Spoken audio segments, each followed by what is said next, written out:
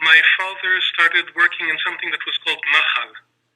And Mahal was a organization of American Jews, who wanted to help the Palestinian, the Jews form a separate state or not a separate state, but to form a state in the area of the Palestine Mandate during the British times.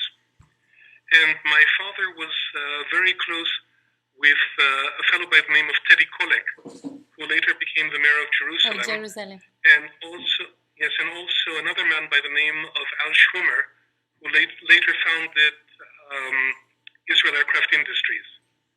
And my father and these two other men were working in New York and in Washington, collecting money to buy defense equipment to send to Israel.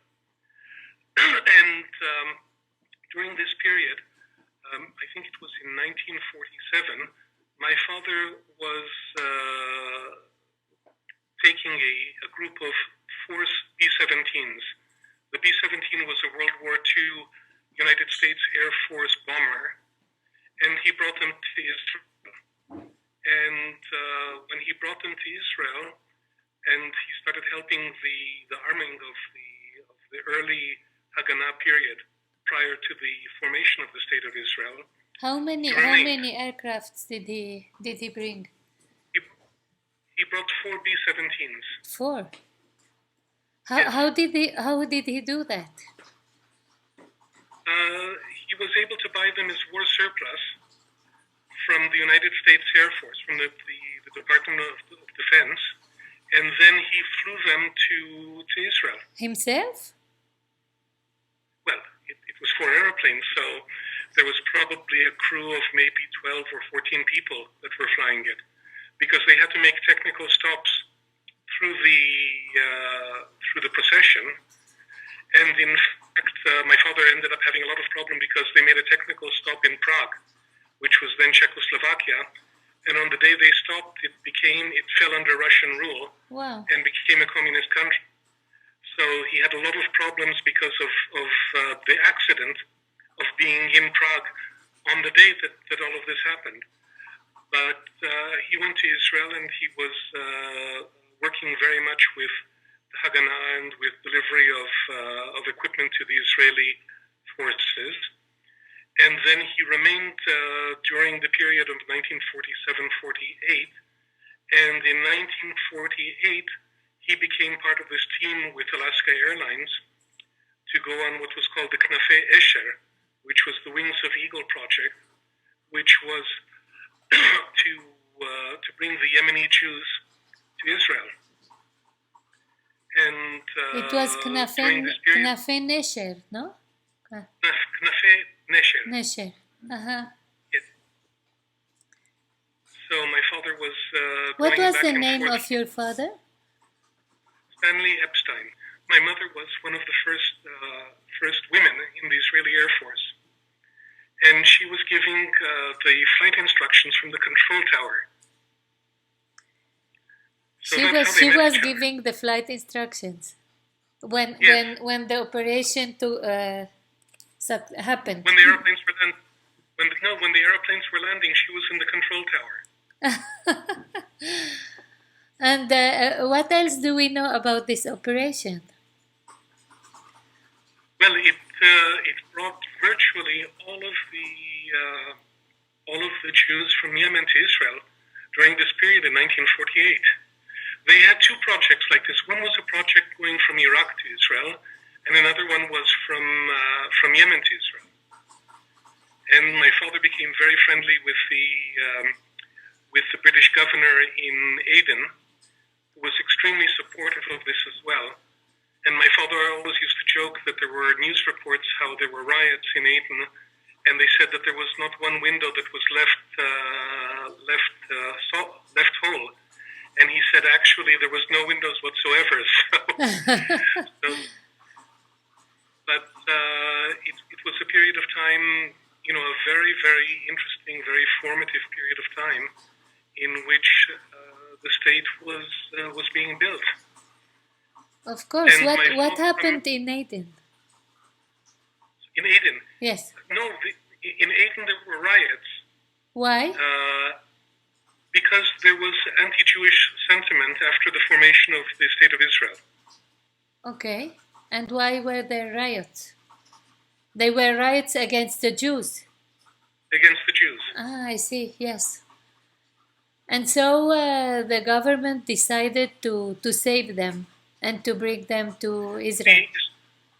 Yes, the Israeli government decided to save them. And in fact, in the article that I sent to Susie that she forwarded to you, you saw that Ben Gurion decided that he was going to bring them back to Israel. So it was after 2,000 years, a reunification with the new Jewish state. And what did your father tell you about these Yemenite Jews? I am thinking about the Ethiopian Jews that were from Africa, and they came to Israel, and they were completely transferred to somewhere in the modern world. They were really baffled by what they saw. Yeah, to a large degree, it was very similar. But don't forget what happened with the Ethiopian Jews. There was a very, very long period of halachic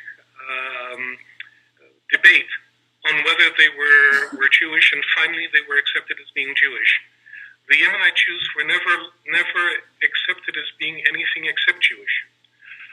So you had a 2,000-year period in which the Jews of Yemen maintained their education, maintained their skills in Hebrew, were all completely fluent in speaking Hebrew. And in fact, it's quite interesting because if you look at the time of Muhammad in the 7th century, even in Saudi Arabia during this period, there were very large Jewish communities. They were wiped out or converted later to Islam.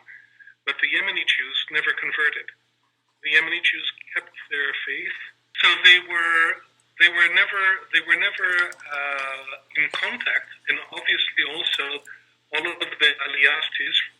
And so you have a period of, let's say, the growth from the time of Herzl and Zionism from the 1880s to 1948. It was 70 years.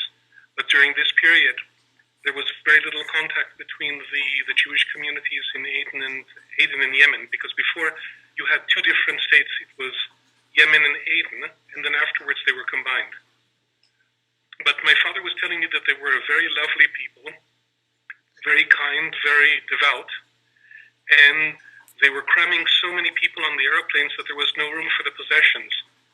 So they built big fires, and they burned all of their possessions to show them that they weren't being stolen. They burned them because there was no room to take the possessions. So all of the possessions were burned to show the Yemenis that they were coming to Israel without their possessions, but were not being taken, not being stolen. I see. So it was to make a separation of a complete separation from Yemen, and to bring them to Israel. What was the role of your father in this operation? He was the flight engineer. It was planning all of the transport, and he was on all of the airplanes that were coming in. And how many flights did they need to bring these people in? I don't know, but it must have been hundreds, because the airplanes, they completely changed the interior cabin, taking the seats out, and basically the people were sitting on on the floor of the cabin. Yes, I remember in the Solomon operation they did the same, and they put some numbers on the foresight. Yes, and it was, frankly, extremely unsafe the way that this was being done, because if you take the Ethiopian one, it was El Al coming in with 747s. In this one, they were very, very ancient airplanes, and they pulled everything out, and the people were sitting down, and my father, I remember, was going through to make sure that no one was trying to make tea on board the airplane. It was a very interesting period, a very formative period. But I think that the integration of the Yemeni Jews in Israel was much quicker than, let's say, the Moroccan Jews. Why? I don't know, but I think what happens is that the nature of the Yemeni Jews, they came and they stood together very, very well. They didn't integrate as quickly as many of the other communities, but they were very much beloved. They have a great character, and they were also artisanal. So coming from Yemen, they were the jewelers, they were the leather makers. So all of them were able to find jobs very, very quickly to make all sorts of stuff to sell to people. And they were very independent in the beginning. Did your father keep contact with these people? In fact, what happened was in later years he was recontacted with a Yemeni association, and he had quite a lot of contact through his 70s and 80s when he was in the 70s and 80s. In fact, my sister has some documentation and I think a videotape and a few other things. And as well, my father actually wrote a book. It was never published. It was about his role in the foundation of Israel. Of course, he married my mother. They got married. They were together in 1949, 1950. They moved back to America. And she was also American? My mother was born in Poland, and my maternal grandfather was a Zionist, and he left to Israel with my grandmother, with his wife, and my mother and her sister, my aunt, in 1936.